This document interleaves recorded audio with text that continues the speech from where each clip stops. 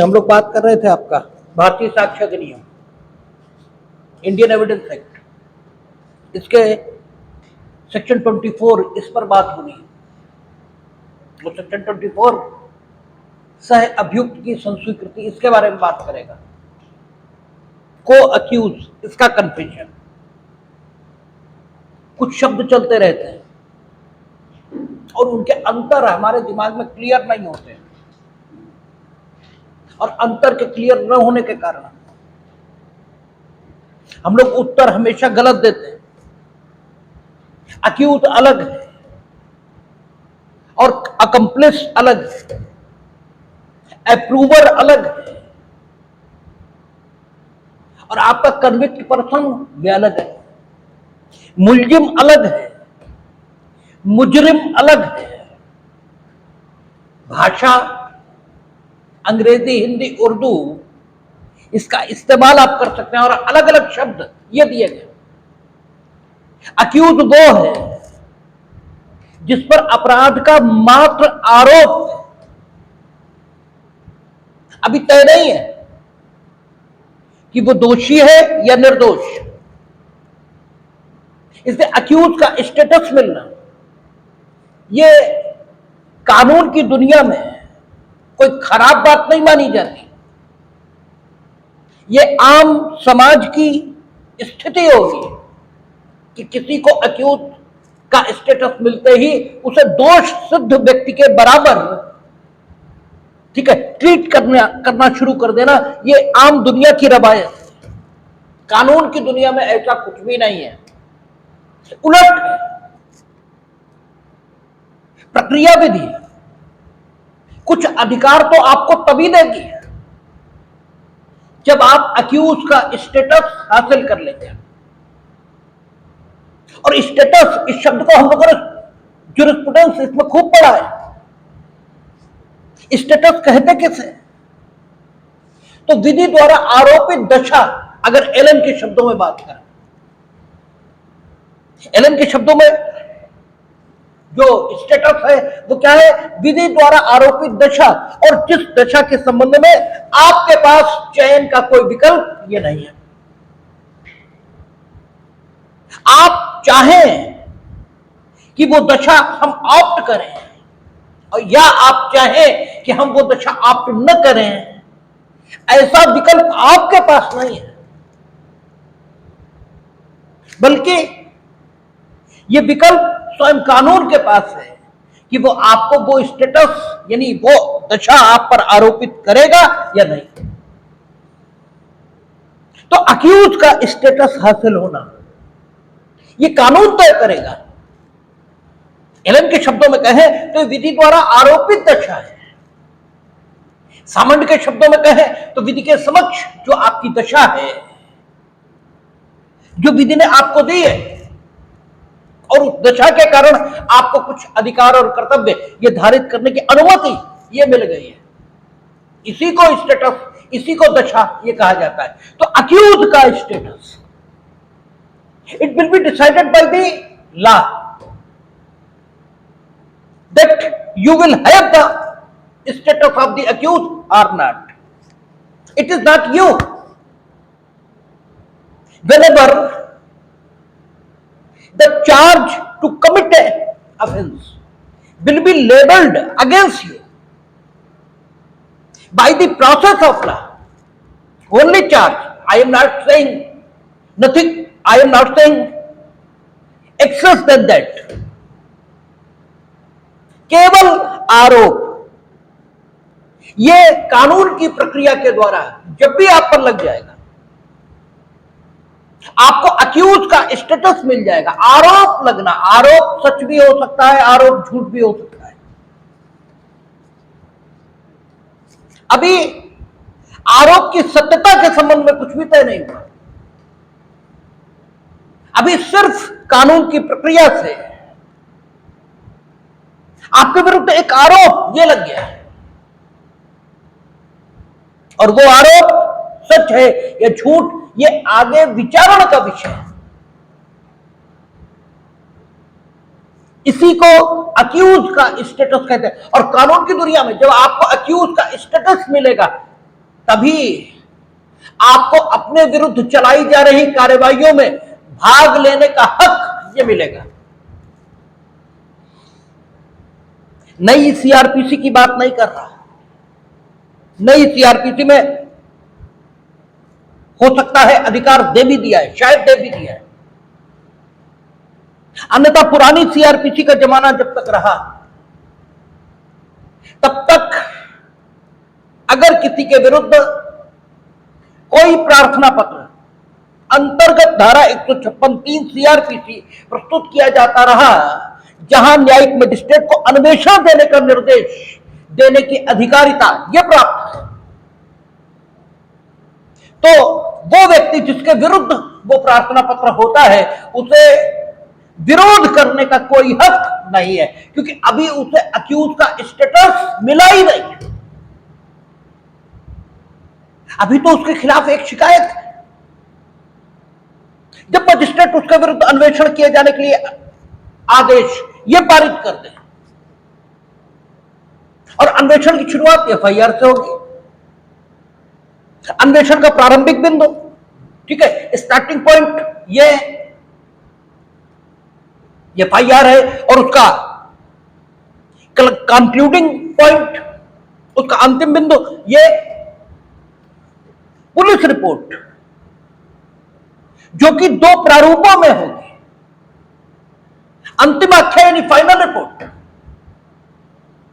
या आरोप पत्र यानी चार्जशीट, उसका सबमिशन ये उसकी अंतिम स्थिति है।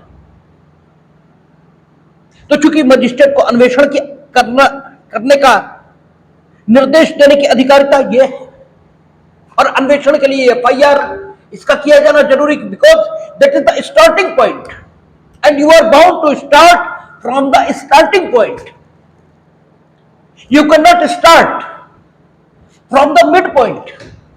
That is why it has been understood by the common man और it has been understood by us that the magistrate is empowered to pass a order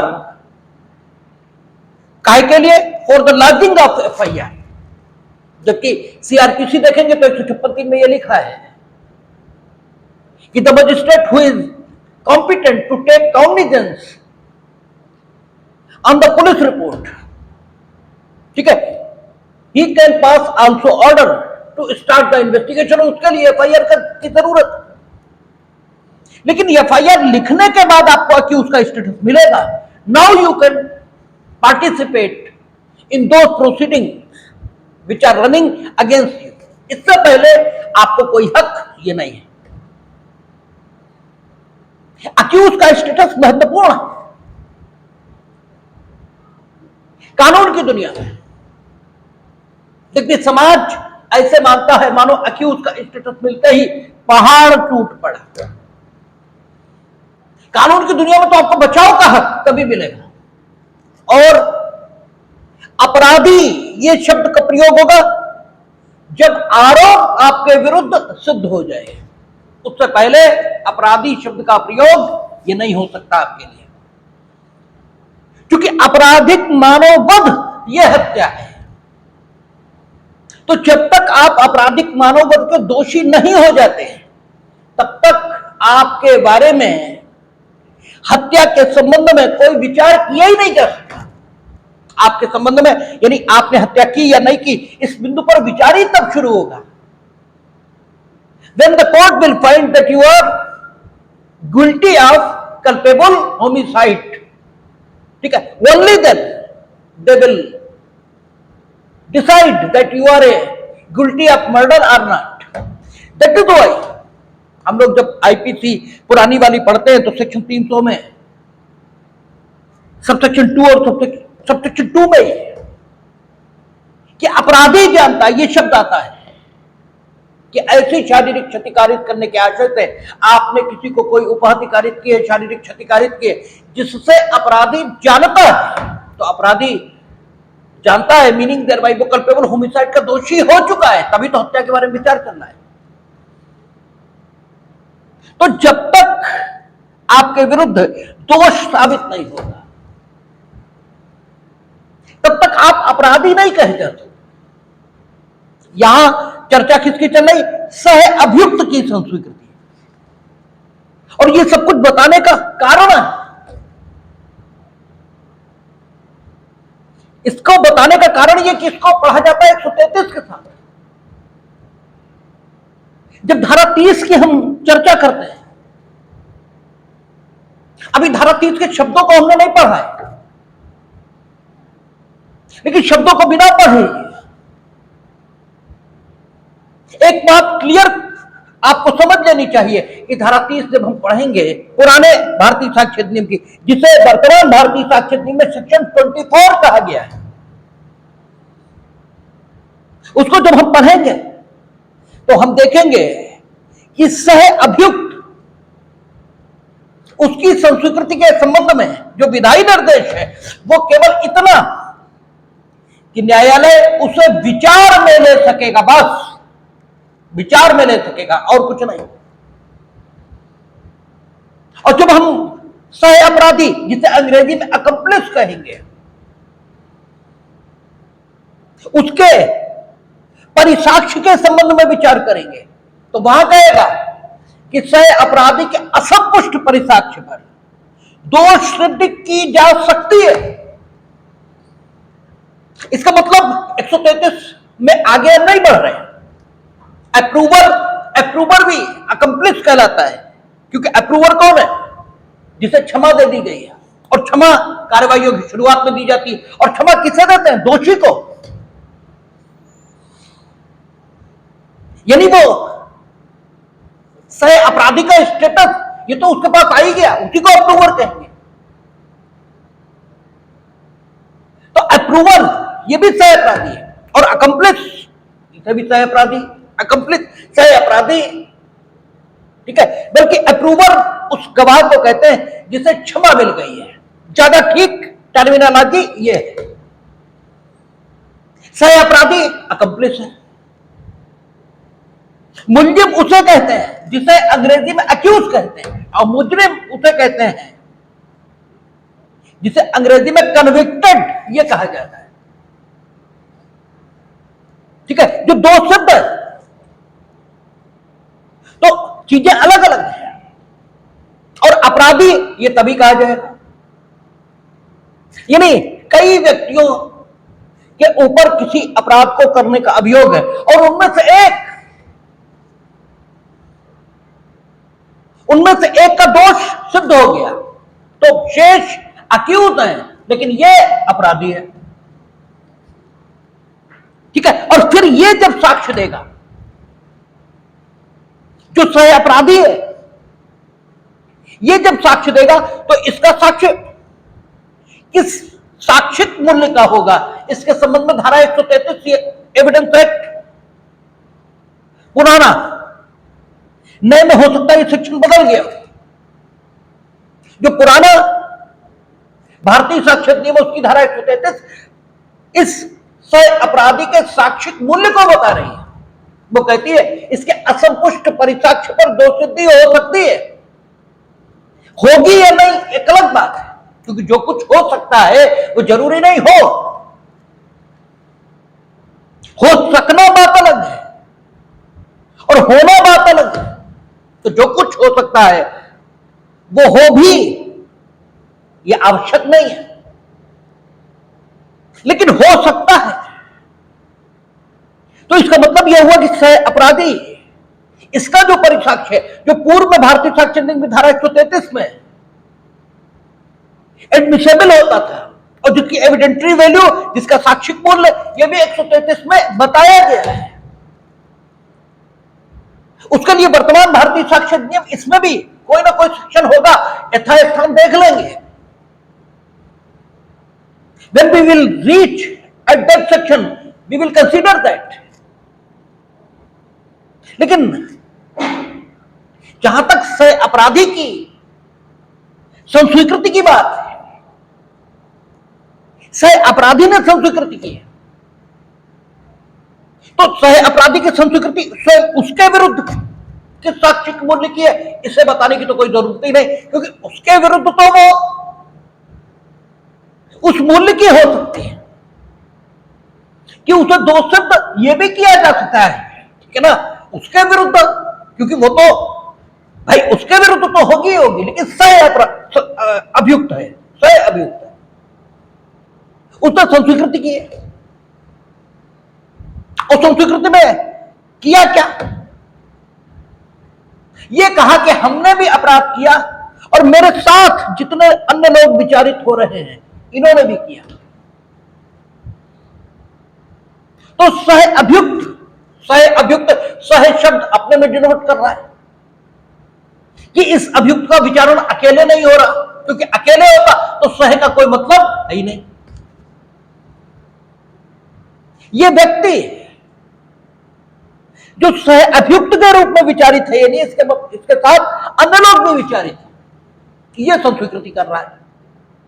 तो इसकी संस्वीकृति का क्या मूल्य है, इसके संबंध में पुराने भारतीय साक्ष्य अधिनियम की धारा 30 और नए भारतीय साक्ष्य अधिनियम की धारा 24 ये चर्चा कर रही है। और जब हम लोग सह अभियुक्त की संस्वीकृति के बारे में बात करते हैं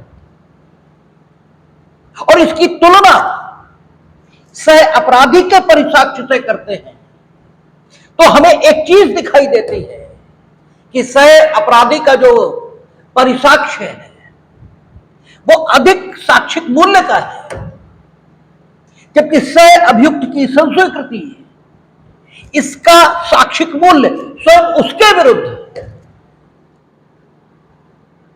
ये तो भारतीय साक्ष्य अधिनियम के संस्वीकृति से संबंधित अन्य प्रावधानों के अनुसार तय होगा, यानी स्वयं उसके विरुद्ध है। तो ये निश्चायक साक्ष्य की तरह भी काम कर सकती है अगर ये स्वतंत्र, ठीक है, अगर ये स्वतंत्र पाली जाए कि स्वतंत्र ढंग से की गई थी, यानी धमकी, उत्प्रेरणा, वचन या ऐसी परिस्थितियां जिन परिस्थितियों में संस्वीकृति का किया जाना, जैसे पुलिस ऑफिसर के समक्ष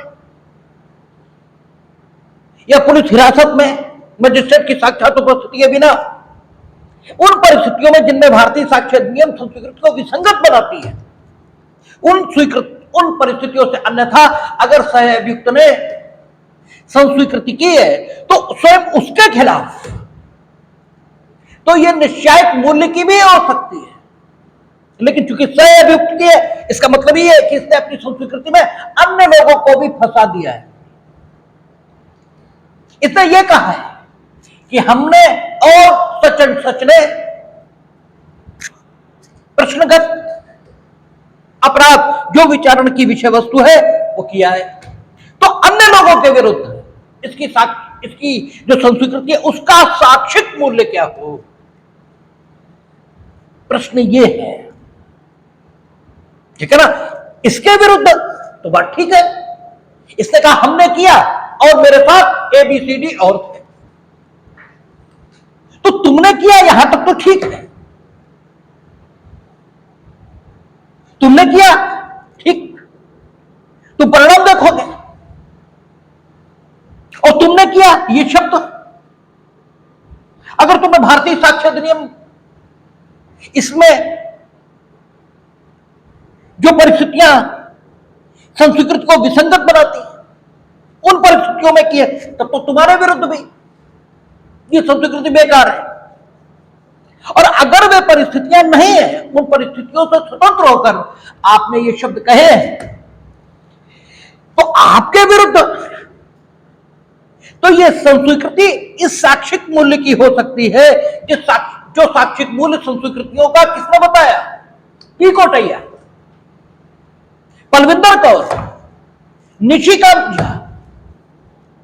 और वो साक्षिक मूल्य क्या है कि अभियुक्त को सुरक्षित रूप से दोष सिद्ध किया भी जा सकता है, जरूरी नहीं कर दिया जाएगा, लेकिन किया जा सकता है।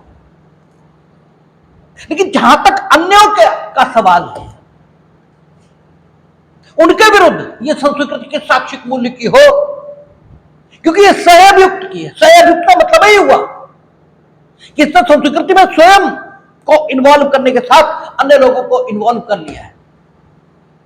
तो अन्य व्यक्तियों के विरुद्ध इस संस्कृति का क्या साक्षिक मूल्य हो, इस विषय पर केवल और केवल भारतीय साक्ष्य अधिनियम, इसमें नए वाले में धारा 24 और पुराने में धारा 30 ही उपलब्ध होती है।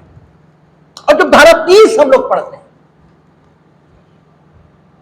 तो धारा 30 इस सह अभियुक्त की संस्वीकृति का साक्षिक मूल्य बताती ही नहीं, जबकि भारतीय साक्ष्य अधिनियम इसमें सह अपराधी के परिसाक्ष्य का साक्षिक मूल्य बताया है। कहा है कि सह अपराधी के असंपुष्ट परिसाक्ष्य पर दोषी हो सकते, यानी साक्षिक मूल्य वहां बता दिया, वो प्रमाणक माना जा सकता है। लेकिन वर्तमान धारा 24 और पुरानी धारा 30, इसको अगर हम पढ़ें तो जहां तक सह अभियुक्त का सवाल है,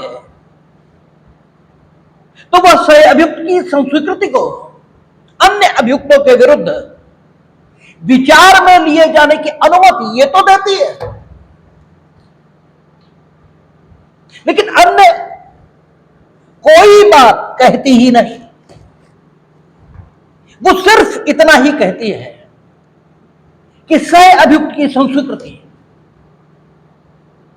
उन क्षणों में जबकि वह अपने साथ विचारित किए जाने वाले अन्य अभियुक्तों को आलिप्त करते हुए की गई है, तब अन्य अभियुक्तों के विरुद्ध इस संस्वीकृति को विचार में लिया जा सकता है। यानी सिर्फ एडमिसेबल और सुसंगत ये बनाया, साक्षिक मूल्य के विषय में एक शब्द नहीं कहा, एविडेंटरी वैल्यू के बारे में कुछ नहीं कहा,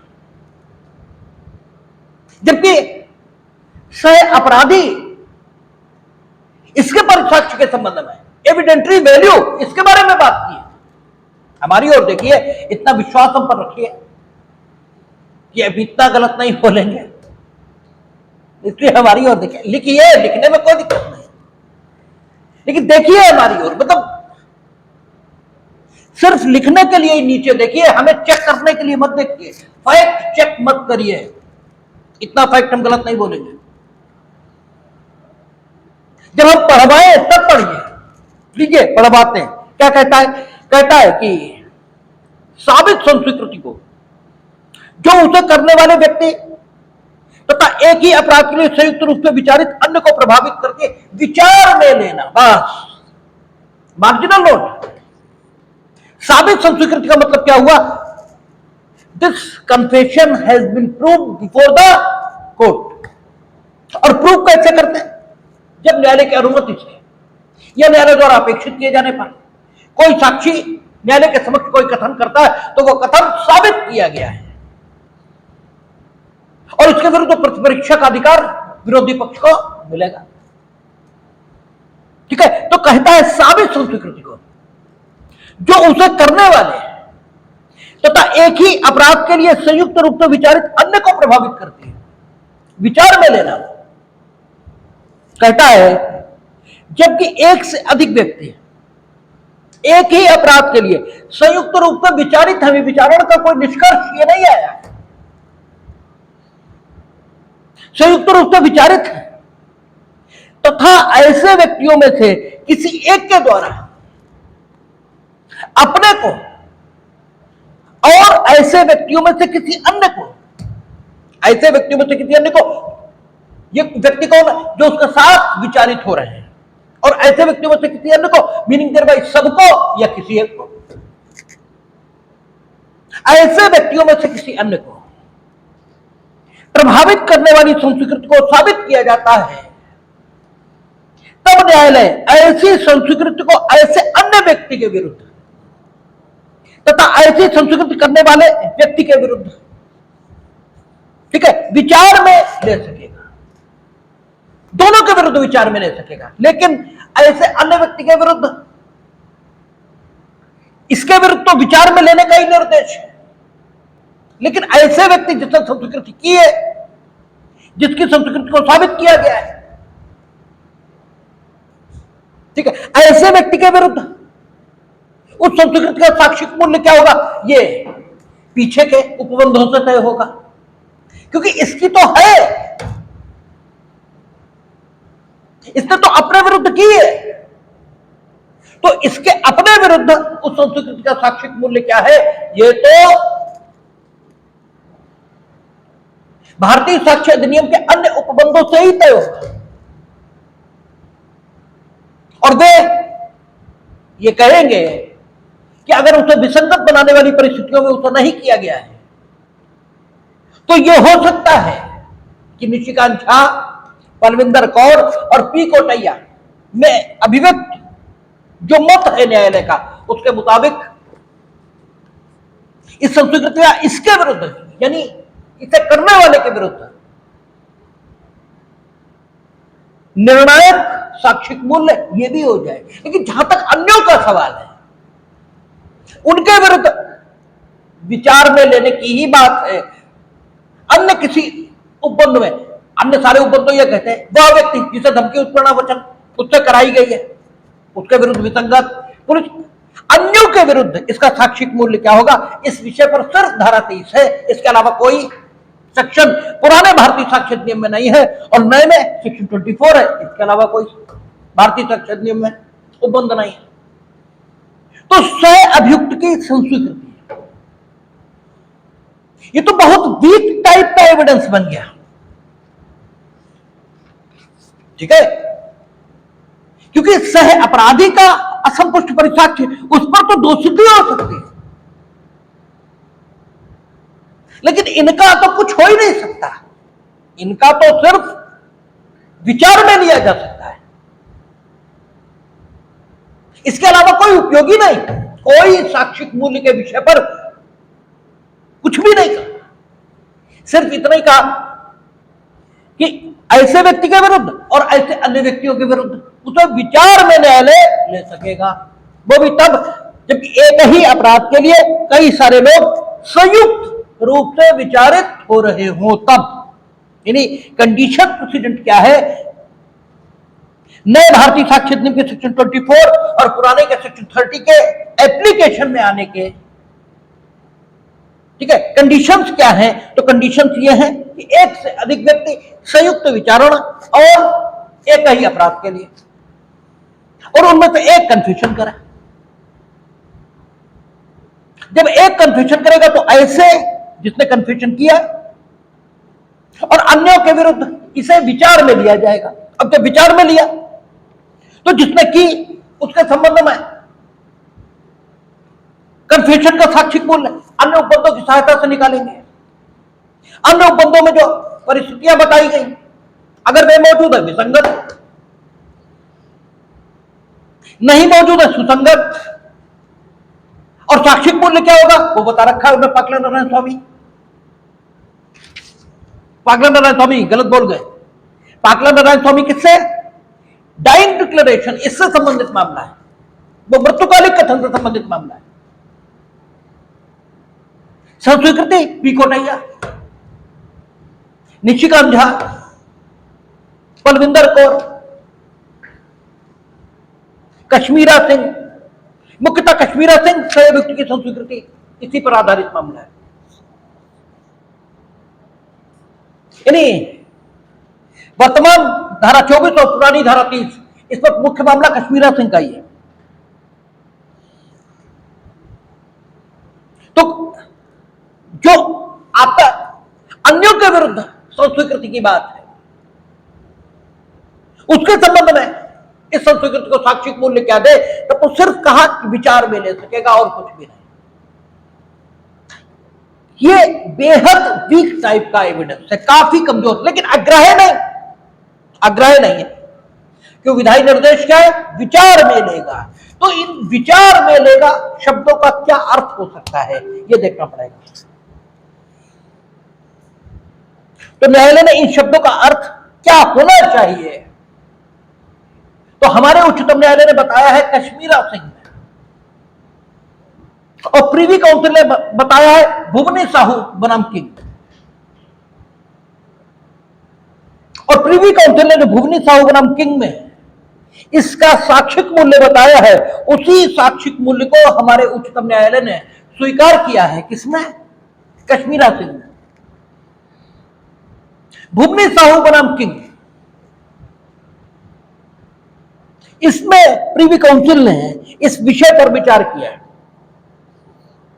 कि जो सह अभियुक्त की संस्कृति है, इसे क्या साक्षिक मूल्य दिया जाए। तो इसके बारे में यह कहा कि जो सह अभियुक्त की संस्कृति है उसके बारे में चूंकि विधायी निर्देश है, सह अभियुक्त की संस्कृति यानी जिनके विरुद्ध विचार में ली जा रही उन्होंने नहीं की है, उनके सह अभियुक्त ने की है। यह बात बोलने से ही स्पष्ट है। भुवनी साहू में प्रीवी काउंसिल ने कहा, शब्द क्या है? सह अभियुक्त की संस्वीकृति। इसका मतलब क्या हुआ कि वह जिनके विरुद्ध विचार में ली जा रही है उन्होंने नहीं की है। ठीक है? और संस्कृति का बेसिक कॉन्सेप्ट यही है कि हम खुद करें, क्योंकि सह अभियुक्त की यानी हमने नहीं की। हमने नहीं की मीनिंग दे भाई जो लोग साथ में विचारित हो रहे थे उन्होंने नहीं की, ये तो उनके साथ जो विचारित हो रहा था उसने की। अब क्योंकि आपके साथ ही विचारित हो रहा था, उसी अपराध के लिए विचारित हो रहा था, इसलिए इसे एकदम निकाल फेंकना साक्ष्य की दुनिया से यह भी ठीक नहीं है। लेकिन इसे उतना साक्षिक मूल्य देना जितना करने वाले के विरुद्ध दिया जाए यह भी ठीक नहीं। दोनों ही बातें ठीक नहीं। और इसीलिए the legislature has made section like 24, इसीलिए उसने 24 जैसा सेक्शन बनाया और पुराने भारतीय साक्ष्य अधिनियम में धारा 30 जैसा सेक्शन बनाया। उसने कहा कि क्या आप विचार में लेंगे बस किन व्यक्तियों के विरुद्ध? उन व्यक्तियों के विरुद्ध जिनके विरुद्ध इस संस्वीकृति को सह अभियुक्त की संस्वीकृति कहा जा रहा है, अर्थात जिन्होंने इस संस्कृति को किया नहीं, लेकिन जिसने किया उसने अपने बारे में तो कहा ही कि हमने ये अपराध किया है, साथ ही साथ उन लोगों ने भी किया, ऐसा कथन उन लोगों को आलिप्त करते हुए उसने ये कथन दिया है, जिस वजह से ये सहअभियुक्त की संस्कृति उन लोगों के विरुद्ध बोली जा रही है। तो उनके विरुद्ध लेजिस्लेचर ने कहा विचार में लीजिए। तो विचार में लेने का औचित्य क्या हो सकता है? क्यों लेजिस्लेचर ने ऐसा कहा? ये भुवनी साहू बनाम किंग, उन्होंने कहा यह हो सकता है कि ये जो अन्य व्यक्ति विचारित हो रहे हैं जिनके विरुद्ध ये कथन संस्कृतिकारक कथन सह अभियुक्त की संस्कृति के रूप में मौजूद है, इन अभियुक्तों का दोष अन्य स्वतंत्र साक्ष्य से साबित हो रहा हो। लेकिन जो साक्ष्य है वो विश्वसनीय भी है, सारी बातें ठीक है, लेकिन न्यायाधीश उसे इतना पर्याप्त नहीं पाता कि उसके मन में ये विश्वास पैदा हो जाए कि इन अभियुक्तों को दोष सिद्ध किया जाना न्याय के दृष्टिकोण से ठीक होगा। ये विश्वास नहीं पैदा हो पा रहा। ऐसा बहुत बार होता है। आप थोड़े डायलेमा में होते हैं, आप कहते यार लगता तो यही इसी ने किया, लेकिन इतनी सी बात है जो इसके फेवर में जा रही है। ऐसा आप अपने दैनिक जीवन में भी कहते हैं। जब किसी के दोष के बारे में आप विचार कर रहे होते हैं तो आप कहते हैं कि यार सब कुछ इसने, ये तो किया तो इसी ने है, इसमें तो कोई संदेह नहीं, लेकिन बस इतनी सी बात है जो इसके फेवर में है, बाकी सब कुछ इसके खिलाफ है। अब ये जो इतनी सी बात है, बस इसी को पूरा करने के लिए इस अभियुक्त की संस्कृति का उपयोग किया जा सकता है। ये भुवनी साहू बनाम किंग में प्रीवी काउंसिल का जो निर्णय है उसका निष्कर्ष है। आपसे अक्सर मेल्स में भी पूछते हैं, what's the difference between the evidence, uncorroborated evidence of the accomplice and confession of the accused, of the co-accused. What is the difference? आपको बताना पड़ता है। वो असंपुष्ट परिसाक्ष्य पर दोष सिद्धि हो सकती है, उसकी प्रोबेटिव वैल्यू बहुत ज्यादा है। यद्यपि जब हम लोग वहां पहुंचेंगे तो देखेंगे उसे भी पुराने भारतीय साक्ष्य अधिनियम के सेक्शन कोड कर रहा हूं जो होंगे, इसमें भी बस नंबर बदल गया होगा। तो पुराने का कोड कर रहा हूं 114, उसके साथ जब मिलाकर पढ़ते हैं तो बुद्धि का नियम यह निकल कर आता है, रूल ऑफ प्रूडेंस यह निकल कर आता है कि यह ठीक है कि असंपुष्ट परिसाक्ष्य पर दोष सिद्धि हो सकती है किसके सह अपराधिक, लेकिन करनी नहीं चाहिए न्यायालय को। लेकिन जो नहीं करना चाहिए वो हम कर नहीं सकते, ये नहीं है। करना नहीं चाहिए, नैतिक ऑब्लिगेशन है, आपको ऐसा नहीं करना चाहिए। But you can not challenge the capacity, capacity he has the capacity, he can do,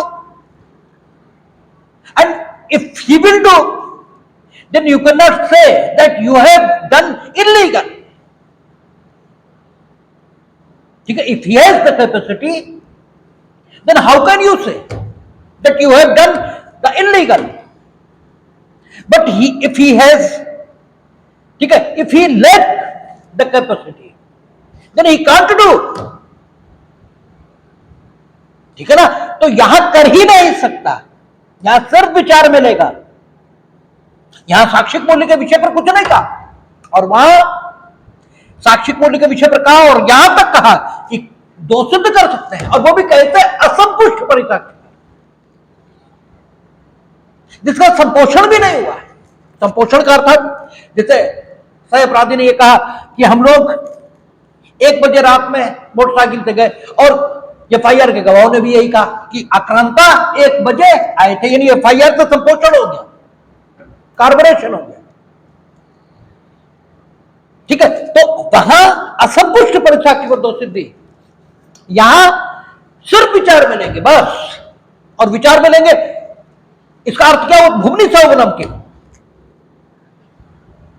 इसमें बताया कि what may be the evidentiary value of the confession made by a को-एक्यूज।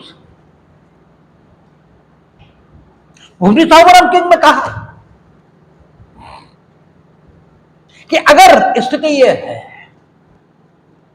कि the evidence which is produced before the court that is reliable but not sufficient, reliable है, विश्वसनीय है, but not so sufficient कि न्यायालय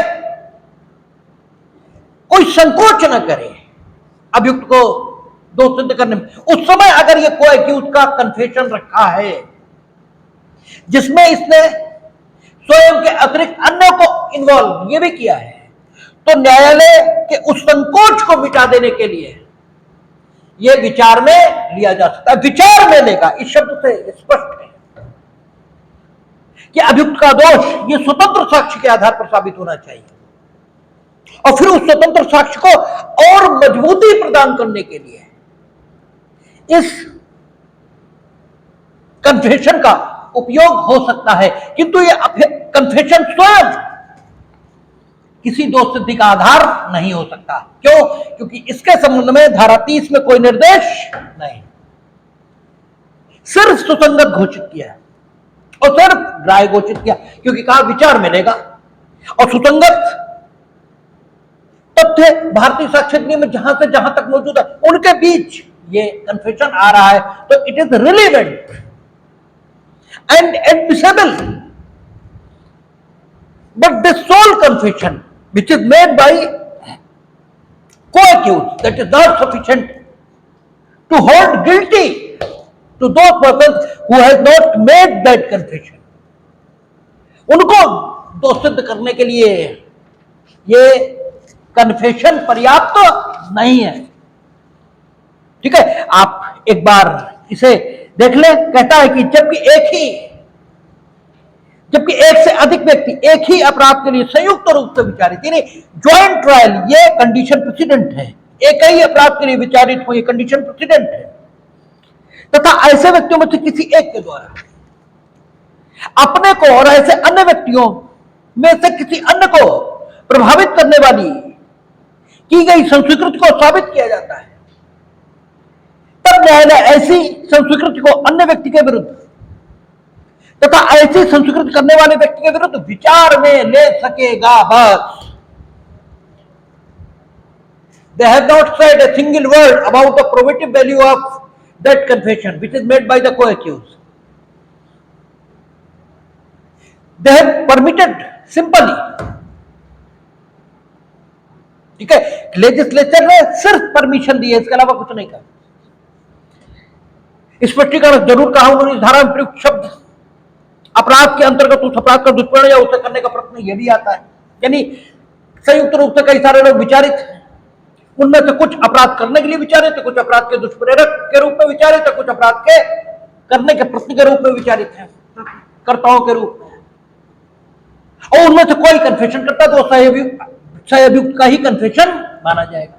और ये जो दो दृष्टांत दिए, ये अक्सर प्री में आपको ऐसे ही रखे मिलेंगे, इसमें कहीं कोई एक शब्द का अंतर नहीं होगा, इसलिए दृष्टांतों को आप जरूर पढ़ लेंगे। और हमने दृष्टांतों के बारे में आपसे हमेशा कहा है कि illustrations which are given by the legislature, they are very important to disclose the legislative intention. They are not mere example, they are,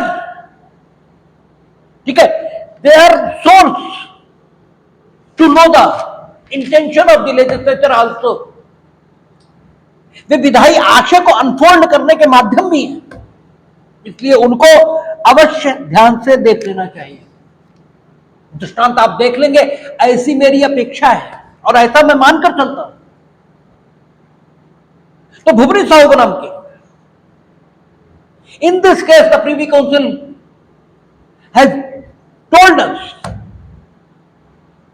that what will be the evidentiary value of that confession which is made by the co-accused, who is, ठीक है,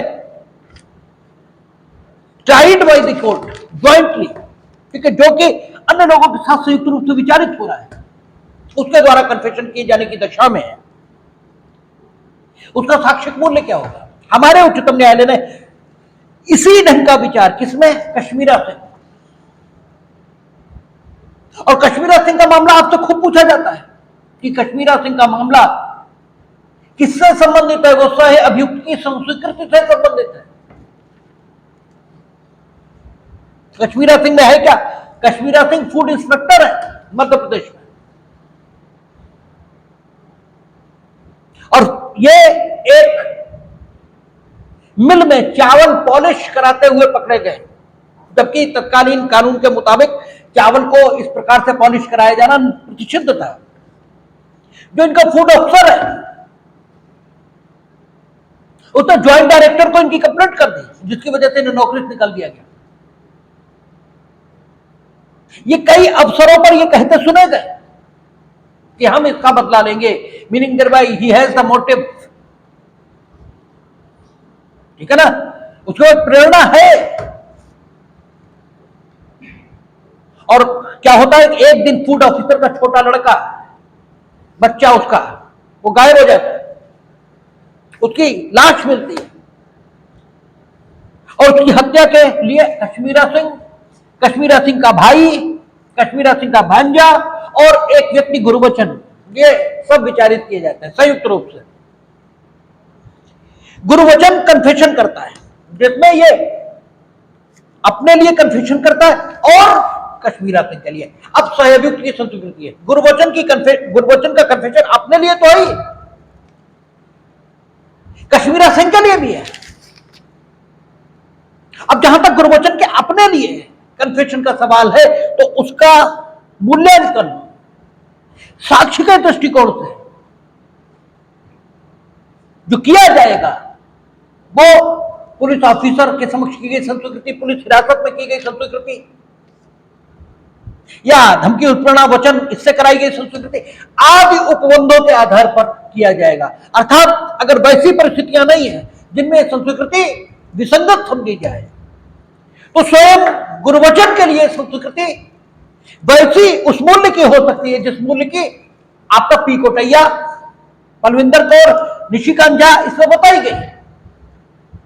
अर्थात गुरबचन पर दंडिक दायित्व को उत्पन्न कर देने के लिए यह संस्वीकृति पर्याप्त है। लेकिन जहां तक कश्मीरा सिंह का सवाल है, तो कश्मीरा सिंह के लिए धारा 30, इसके अलावा कोई चीज, ठीक है, कश्मीरा सिंह के विरुद्ध इस संस्वीकृति को विचार में लेने का जो हक मिल रहा है वो किससे मिल रहा? धारा 30 से। और धारा 30 इस संस्कृति को कोई साक्षिक मूल्य कश्मीरा सिंह के विरुद्ध देगी नहीं, सिर्फ इतना कहे कि विचार में ले सकेगा। यानी कश्मीरा सिंह के विरुद्ध अभियोजन को स्वतंत्र साक्ष्य से मामला स्थापित करना चाहिए। अदरवाइज कश्मीरा सिंह के विरुद्ध इस संस्वीकृति का कोई मूल्य नहीं हो सकता, क्योंकि विचार में लिया जाएगा बस। और विचार में लिया जाएगा इसका अर्थ ये होता है कि कहीं कोई संकोच पैदा हो रहा है तो इस संस्कृति से समर्थन लिया जा सकता है। यानी अन्य साक्ष्य विश्वसनीय है किंतु पर्याप्त नहीं है, बस इतनी सी बात है। तो साक्ष्य को पर्याप्तता देने के दृष्टिकोण से इस संस्कृति को विचार में लिया जा सकता है, यही इसका साक्षिक मूल्य। अगर एक लाइन में बोले कि को अक्यूज का जो कन्फेशन है वो उन व्यक्तियों के विरुद्ध जिन्होंने उसे नहीं किया है, किस साक्ष्य के मूल्य का है, तो यह कहा जा सकता है कि साक्ष्य की जो अपर्याप्तता है उसको समाप्त करने के लिए इसको विचार में लिया जा सकता है, केवल उस दशा में जबकि अभियुक्त के दोष को अन्य विश्वसनीय साक्ष्य से साबित कर दिया गया है किंतु अपर्याप्तता है। तो साक्ष्य को पर्याप्त बनाने के लिए या साक्ष्य को और अधिक विश्वसनीय बनाने के लिए इस सहअभियुक्त की संस्वीकृति का उपयोग यह किया जा सकता है। सिर्फ इतना ही कहा जा सकता है। कश्मीरा सिंह इन्हें साहब दोषित कर दिया और दोषित करने के बाद दोनों को फांसी दे दी, कश्मीरा सिंह को भी गुरबचन को भी। तो समय के साथ गुरबचन को तो फांसी लग गई, लेकिन कश्मीरा सिंह ने अपील प्रस्तुत की प्रीवी काउंसिल के समक्ष, और प्रीवी काउंसिल बोल गए ये तो हमारे उच्चतम न्यायालय का मामला है। हमारे उच्चतम न्यायालय के समक्ष अपील प्रस्तुत की और उच्चतम न्यायालय ने भुवनी साहूबनम के उसी को कोर्ट किया। और इस प्रकार भुवनी साहूबनम किंग में जो प्रीवी काउंसिल ने न्यायिक सिद्धांत दिया उसको हमारे कोर्ट के द्वारा मान्यता मिल गई। और चूंकि वो मान्यता आज तक बदली नहीं है, इसलिए कश्मीरा सिंह का मुकदमा कोर्ट कर देना ही आपके उत्तर के लिए पर्याप्त। हम जब ट्रॉट पढ़ा रहे थे तब भी आपको बता रहे थे कि जो मुकदमे उत्तर में कोर्ट करने की बात होती है वो भी आपको सीखनी चाहिए। 20 केसला नहीं लिखने, आप 20 लिखो और वो ना लिखो जिसमें लेट डाउन हुआ प्रिंसिपल, कोई मतलब नहीं है आपके 20 का। First of all you must write down that case law in which the legal principle has been given by the court, and after that you should write down another case law in which the court has followed that principle which is given by him earlier, and after that you should write down a latest case law और अगर view वही है, establish है, तो फिर लिखने की जरूरत है क्या है? एक लिख दीजिए बस, कश्मीरा सिंह, बात खत्म। उच्चतम न्यायालय ने पाया कश्मीरा सिंह के विरुद्ध अन्य कोई रिलायबल एविडेंस नहीं है, तो उन्होंने कहा कोई कि उसका जो कन्फेशन है वो उस व्यक्ति के विरुद्ध जिसने उसे नहीं किया है, गुरबचन के खिलाफ चलो मान सकते हैं, लेकिन कश्मीरा सिंह ने थोड़ी किया। और उनके संबंध में तो सिर्फ और सिर्फ विधायी निर्देश विचार में लेने का है। तो you must establish your case against the Kashmira Singh on your footing, सिर्फ विचार में लेने का निर्देश है, इसके अलावा कुछ नहीं। और वहां असंपुष्ट परिसाक्ष्य पर दोषसिद्धि हो सकती है, वहां वैल्यू ज्यादा है। यद्यपि नहीं करनी चाहिए, लेकिन जो कुछ नहीं करना चाहिए वो हम कर नहीं सकते, ये अलग बात। तो दोनों बातें बिल्कुल अलग है। और मेंस में आने वाला ये फिर फ्रीक्वेंट क्वेश्चन है, please distinguish, please make the difference in between the evidence of accomplice and confession of a co-accused। ठीक है, ये फ्रीक्वेंटली खूब पूछा जाता है, तो आपको इस विषय पर ये विचार में लिया जाएगा। यानी अत्यंत कमजोर प्रकृति का साक्ष्य है और उसके असंपुष्ट परिसाक्ष्य पर दोषसिद्धि हो सकती है। ठीक है, तो ये फर्क है दोनों। वहां असंपुष्ट परिसाक्ष्य पर दोषसिद्धि कर दे तो बुद्धि का नियम ये जरूर कहता है कि आपको संपोषण कर लेना चाहिए, लेकिन फिर भी अगर नहीं किया तो इलीगल नहीं है, अवैधानिक नहीं है। यहां किया तो इलीगल है क्योंकि विचार में लेने का निर्देश है। How can you exceed those limits which are imposed by the legislature? You are a law court, आप कानून के न्यायालय हैं, आप अपनी मर्जी के मालिक थोड़ी हैं न्यायालय में। तो what ever is not permitted by the court, how can you do that? आप कैसे कर सकते हैं वो? तो दोनों बातें बिल्कुल अलग है। तो कश्मीरा सिंह में ये व्यू आ गया। अब हम लोग एक विषय पर विचार जरूर कर रहे हैं, और वो विषय क्या है कि अगर संस्वीकृत की गई और वापस ले ली गई, ये भी आपसे खूब पूछा जाता है मेंस में कि वापस ले ली गई संस्वीकृति का साक्षिक मूल्य क्या है, जिसे रिट्रैक्टेड कन्फेशन कहते हैं। What is the evidentiary value? देखिए, चीजों का सुसंगत होना अलग बात है और उनका साक्षिक मूल्य बिल्कुल अलग बात है, उसकी प्रोबेटिव वैल्यू बिल्कुल अलग बात है। आपसे पूछा जाता है कि जो रिट्रैक्टेड कन्फेशन है, जो वापस ले ली गई संस्वीकृति है, अभियुक्त ने पहले कहा कि कन्फेशन किया उसने, अब वो कहता है हमने किया ही नहीं। 164 पुरानी सीआरपीसी की धारा, उसके अंतर्गत संस्वीकृति कारक कथन अन्वेषण के दौरान जांच चल रही हो तो, यानी विचारण के पूर्व अभिलिखित किया जा सकता है। और जो ड्यूरिंग ट्रायल संस्वीकृति है, वो किस सेक्शन में राइट डाउन की जाएगी? भाई अन्वेषण चल रहा है तब तो संस्वीकृति मजिस्ट्रेट अभिलिखित कर लेगा, जांच चल रही है तो भी मजिस्ट्रेट कर लेगा, लेकिन विचारण चल रहा है तब संस्वीकृति अभिलिखित कौन करेगा और किस सेक्शन में होगी? तो अभियुक्त की परीक्षा, इसमें अभियुक्त की परीक्षा जिस सेक्शन में की जाती है उसी में कन्फेशन रिकॉर्ड करेगा कोर्ट। जो पुरानी सीआरपीसी है, वो कौन सी धारा 313, वो अभियुक्त की परीक्षा के बारे में निर्देश देती है। और अभियुक्त की परीक्षा वहां दो तरह की बताई गई है, अभियोजन साक्ष्य समाप्त होने के उपरांत तो होगी ही होगी, उससे पूर्व भी कभी भी न्यायालय अभियुक्त की परीक्षा कर सकता है।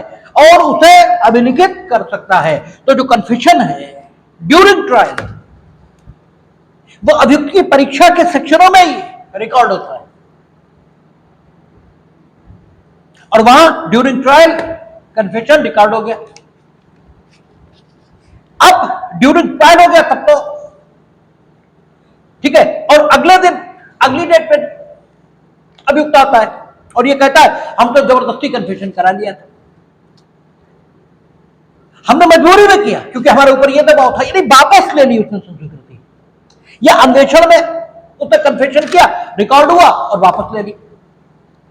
अब इस संस्वीकृति का साक्षिक मूल्य क्या हो? क्या ये बेकार हो गई? बिल्कुल नहीं हुई, अभी भी इसका वही साक्षिक मूल्य है जो पूर्व में हो सकता था, क्योंकि पूर्व में अगर इसने संस्वीकृति की होती, वापस न ली होती, तो संस्वीकृति दोष सिद्धि का आधार बन जाए। इसके लिए उसमें दो विशेषताएं होनी ही चाहिए, एक उसे स्वतंत्र होना चाहिए और दूसरा उसे विश्वसनीय होना चाहिए।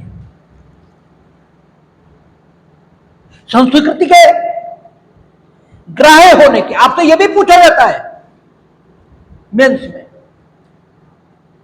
कि संस्वीकृति दोष सिद्धि का आधार बन जाए, इसके लिए आवश्यक क्या है? तो कहता है कि संस्वीकृति विश्वसनीय होनी चाहिए और संस्वीकृति स्वतंत्र होनी चाहिए। संस्वीकृति का स्वतंत्र होना उसकी ग्राह्यता की गारंटी है। अगर संस्वीकृति स्वतंत्र नहीं है तो एडमिसेबल नहीं है, और दोष सिद्धि का आधार वो हो जाए, इसके लिए उसे रिलायबल होना चाहिए, उसे विश्वसनीय होना चाहिए। धमकी उत्प्रेरणा वचन जो कि प्राधिकारवान व्यक्ति की ओर से आया, वो वहां संस्वीकृति स्वतंत्र यही तो नहीं है, इसी वजह से तो उसे विसंगत किया है। यानी स्वतंत्रता ये प्रथम तथ्य है और जो संस्वीकृति के ग्राह्य हो जाने के लिए साबित किया जाना जरूरी है, और संस्वीकृति दोष सिद्धि का आधार बन जाए, इसके लिए विश्वसनीयता ये उसमें होनी चाहिए। आप मेंस में आपके पास समय भी नहीं होता और आपको पूरी बात कहनी है। देखिए मेंस में क्वेश्चन लिखने का तरीका क्या होता है? समग्र होना चाहिए क्वेश्चन, संपूर्ण होना चाहिए और संक्षिप्त होना चाहिए। संक्षेप में अपनी बात कहिए, समग्रता के साथ कहिए, कोई एस्पेक्ट छूटे नहीं। जितने एस्पेक्ट, जितने पहलू हो सकते हैं सब विचार करिए और संपूर्णता, कंप्लीट बात कहिए। तो संस्वीकृति के आधार पर व्यक्ति को दोष सिद्ध किया जाए, इसके लिए जरूरी क्या है? इसके लिए जरूरी है कि that must be free and that must be reliable. Freeness उसके ग्राह्य होने की गारंटी है, अदरवाइज दैट विल बी, ठीक है, वो अग्राह्य होगी और अधिकारों और दायित्वों के आधार के रूप में उसे विश्वसनीय ये होना चाहिए, अन्यथा संस्वीकृति बेकार है, कुछ नहीं हो सकता उसका। यही सिद्धांत सभी प्रकार की संस्वीकृतियों के संबंध में लागू है। वापस ले लिया आपने, तो वापस आपने ली, इन परिस्थितियों की जांच होगी। अगर पाया यह गया कि वह संस्वीकृति जो आपने वापस ले ली वह स्वतंत्र भी थी और विश्वसनीय भी है, तो आपने वापस ले लेने से क्या फर्क पड़ता है? आप तो सजा से बचना ही चाहेंगे। भाई एक उछंग आती है, कभी कभी आदमी के मन में ख्याल उठता है और वो ख्याल उसे सच्चे मनुष्य की तरह जीने की प्रेरणा ये देता है। कहते मनुष्य एक क्षण में राम है, एक क्षण में रावण है। आपके मन में प्यूफेंडर्फ, हम लोग जब जुरिस्ट पढ़ते हैं, विधिशास्त्री प्यूफेंडर्फ, वो भी इसी ढंग की बात कहता है कि मनुष्य में अच्छाई और बुराई एक साथ रख दी गई है। हमारी मजबूरी यह है कि हमें मनुष्य को संपूर्णता के साथ स्वीकार करना है, और जो संपूर्णता के साथ, तो हमें उसकी बुराइयों के साथ उसे स्वीकार करना पड़ेगा। और हमारी कुशलता इसमें है कि हम उसकी बुराई को भी, ठीक है, समाज के कल्याण का साधन बना लें। जैसे व्यक्ति में नाम कमाने की इच्छा है, तो हम उससे कहें कि तुम वृक्षारोपण करो, तुम्हारे फोटो छापेंगे, वो फोटो छपवाने के लिए वृक्षारोपण करेगा। हम उसकी लोकेशड़ा की जो वृत्ति है इसी को समाज कल्याण का आधार बना लेंगे। पिफंडार्थ ये बात कहता है। तो सवाल ये है कि व्यक्ति अच्छे और बुरे का संगम है, हम उसे उसी रूप में स्वीकार करेंगे तो वापस ले ली गई संस्कृति। हो सकता है आपने कभी अच्छाई का जोर आपके मन में उठा हो और आपने पूरी स्वतंत्रता के साथ विश्वसनीय ढंग से संस्कृति की हो, जिसकी विश्वसनीयता प्रमाणित की गई कोर्ट के समक्ष। विश्वसनीयता यानी सबसे पहला सवाल ये उठा कि तुम्हें संस्कृति तुम्हारे सामने उसने की क्यों? क्योंकि आदमी सामान्य तौर पर अपने दोष को स्वीकार नहीं करता, लेकिन अगर यह बता दिया गया कि जिसके समक्ष संस्कृति किया जाना कहा जाता है उसके समक्ष अमुक व्यक्ति संस्कृति कर सकता है, तो स्वतंत्र भी है, विश्वसनीय भी है, तो तुम्हें वापस ले ली, इससे क्या फर्क पड़ता है? यानी वापस ले लेने से कोई अंतर नहीं पड़ता।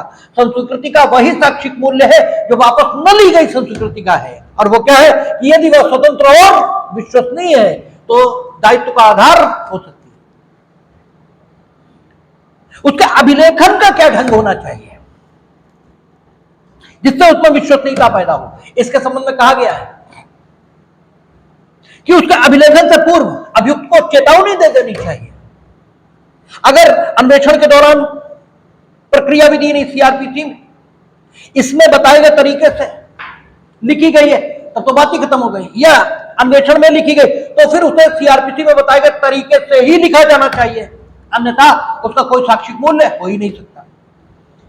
लेकिन न्यायालय के बाहर भी संस्कृतियां हो सकती हैं, अब न्यायिकेतर संस्कृति, तो अगर उसकी स्वतंत्रता और विश्वसनीयता को साबित किया गया तो वापस लिए जाने के तथ्य से उस पर कोई अंतर नहीं आता। और आपसे एक बात और पूछी जाती है कि अगर 164 सीआरपीसी पुरानी सीआरपीसी की बात कर रहा हूं, 164 के अंतर्गत कन्फेशन रिकॉर्ड किया गया, क्योंकि 164 जैसी धारा अभी भी होगी सीआरपीसी में, ऐसा नहीं होगा कि अब ना हो। इसलिए वो विधिक प्रिंसिपल जो वहां सच है वो यहां भी सच है, आज भी सच है।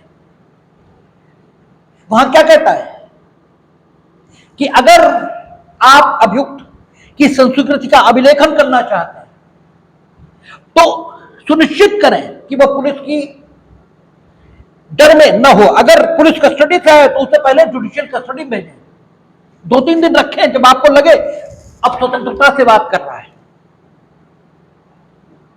तब उसका कन्फेशन रिकॉर्ड करें, ठीक है? और फिर आप उसे पहले चेतावनी दें कि आप संस्कृति करने के लिए बाध्य नहीं है, अगर करेंगे तो साक्ष्य में आपके विरुद्ध पड़ी जाएगी, फिर वो करें। और ये लिखेंगे आप कि हमने अभियुक्त को समझाया है कि वो संस्कृति करने को बाध्य नहीं है, यदि करता है तो उसके विरुद्ध साक्ष्य में पढ़ी जाएगी। अब आपसे सवाल बनता है कि मजिस्ट्रेट ने अभियुक्त को समझाया, वो जो संस्कृति के संबंध में उससे समझाने की अपेक्षा सीआरपीसी करती है, लेकिन उसने संस्कृति कारक कथन में ये लिखा नहीं कि हमने समझाया, लिखा नहीं है, इनफैक्ट उसने लिखा नहीं, तो क्या प्रभाव पड़ा? अब कोई प्रभाव नहीं पड़ा, क्योंकि न लिखना ये इरेगुलरिटी है, प्रोसीजरल। समझे? कानून हमेशा तत्व पर ध्यान देता है। अगर यह साबित किया गया कि उसे समझाया गया था लेकिन लिख नहीं पाया, इससे कोई फर्क नहीं पड़ता, ठीक है? तो आपका ये है स्वीकृति और संस्कृति में अंतर लगातार हम लोग करते आए हैं कि स्वीकृति व्यापक शब्द है, उसमें संस्कृति आती है, किंतु संस्कृति में स्वीकृति आती हो जरूरी नहीं। स्वीकृति सिविल और क्रिमिनल दोनों में, क्योंकि संस्कृति लेकिन केवल क्रिमिनल में। स्वीकृति पक्षकार, उनके अभिकर्ता आदि ये सब कर सकते हैं, संस्कृति केवल अभियुक्त। और इस सारे वर्णन से एक अंतर और निकल आया कि स्वीकृति उसे करने वाले के संबंध में ही सुसंगत और ग्राह्य है। स्वीकृति को अन्य व्यक्तियों के विरुद्ध, भले ही वो संयुक्त रूप से विचारित ये हो रहे हो, उनके विरुद्ध विचार में नहीं लिया जाएगा। जबकि संस्कृति अन्यों के विरुद्ध भी विचार में तो कम से कम ली जा सकती है। यह भी अंतर निकल आया। स्वीकृति उसे करने वाले के विरुद्ध और धारा 21 की जरूरतें पूरी हो जाने पर उसके पक्ष में भी साबित की जा सकती है। संस्कृति हमेशा उसे करने वाले के विरुद्ध ही साबित होगी। यह भी फर्क है। तो दिस इज द सेक्शन 24 वर्तमान भारतीय साक्ष्य अधिनियम का। अब संस्वीकृति और स्वीकृति का अध्याय समाप्त होने की ओर है। एक सेक्शन केवल बचा है, वो छोटा सा है, कल उसकी चर्चा कर लेंगे और कल से अगली ओर हम बढ़ जाएंगे, मृत्युकालिक कथन। ठीक है, इसकी चर्चा होगी जो कि बहुत important, who is also a very important topic. ठीक है ना, तो कल बात करेंगे। देखें।